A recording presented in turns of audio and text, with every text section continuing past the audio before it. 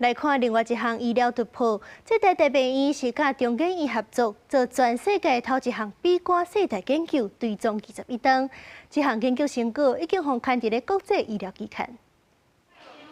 只要抽血检验，就会知影敢是感染到 B 型肝炎。有一寡慢性的 B 型肝炎患者，爱长期食抗病毒的药啊，避免恶化做肝癌。不过，台病院甲中建院合作研究发现，活动性慢性的 B 型肝炎患者，也就是 B 型肝炎表面抗原血清的高度比100国际单位较低，肺管硬化。活动性的患者，伊肝癌发生率干那0.08%，是比国际监测的0.2%标准低真济。伊肝癌的风险，甲无慢性病毒性肝炎的族群差不多。显示患者强要好完全，会当唔免去食药啊。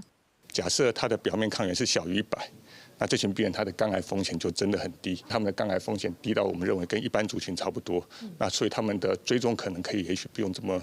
密集。另外，针对免疫耐受期慢性 B 型肝炎的患者，研究团队头一届发现 B 型肝炎表面抗原比1万国际单位较悬的人，颠倒出现肝癌延迟发展的现象，这对界定真正的低风险族群有帮助，较免过度治疗。精准的治疗当中呢，我们当然都需要知道说这个不治疗的时候，长期追踪的风险是什么？所以在流行病学也好，临床也好，我们就需要做长期的追踪研究。研究团队强调，这是全球头一届进行的鼻肝世代研究，总共收6139位鼻肝的患者，长期追踪21.7年，发生肝癌的人数有547位。这项研究成果唔但凸显台湾伫肝病流行病学的国际领先地位，会当成做未来国际治疗的指引参考。公司新闻采访报道。